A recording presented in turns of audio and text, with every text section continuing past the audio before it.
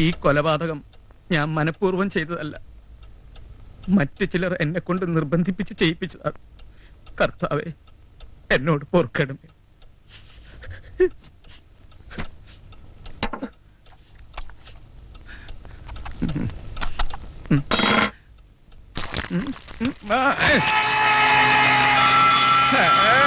എന്റെ കർത്താവേ, ദേ അടിക്കണു മരണമണി.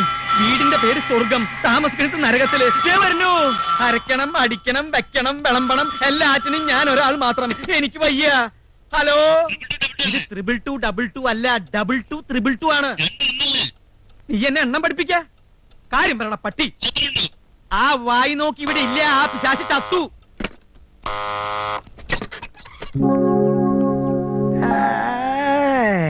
എന്റെ കുട്ടികൾ എവിടെ? സത്യമായിട്ട് ഞാൻ എടുത്തിട്ടില്ല. എന്റെ 10-21 കുട്ടികളെയും കൊണ്ട് ജീവിട്ട് പോയി. ഈ പ്രായത്തിൽ 10-21 കുട്ടികളോ? നീ ആള് മോശമില്ല മോളെ. പൗലേസേട്ടാ, കളിക്കരുത്. തമാശ പറയാനുള്ള നേരം അല്ലത്. 9 മണിക്ക് തുടങ്ങേണ്ട ക്ലാസ്സാ. അതിനിപ്പോ ഞാൻ എന്താ വേണ്ടേ? വള്ളി ട്രൗസർ ഇട്ട് ഞാൻ വന്നാ മതിയാ? അതുങ്ങളെയും കൊണ്ട് ജീവിട്ടിന് എങ്ങോട്ട് എഴുന്നള്ളിരിക്കുന്നത്? അത് പറ. അത് മാത്രം ഞാൻ പറയില്ല.